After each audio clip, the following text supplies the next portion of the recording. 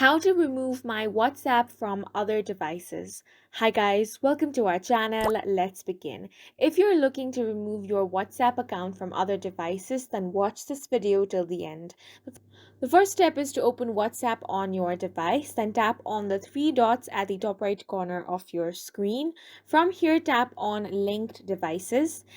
Now from here, you can find the list of devices in which you have logged into your WhatsApp account. If you want to log out, simply tap on that particular device. Once you do that, you get the option to log out, so tap on that option.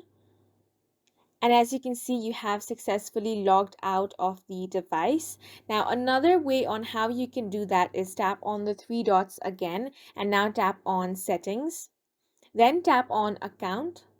Now tap on two-step verification. If you have enabled two-step verification, then you simply want to change the PIN. Once you do, the other devices is going to ask you for the PIN to access your WhatsApp account. And on the other devices, it won't be able to access the WhatsApp account without that PIN. If you have not enabled the two-step verification, then go ahead and tap on the turn on option.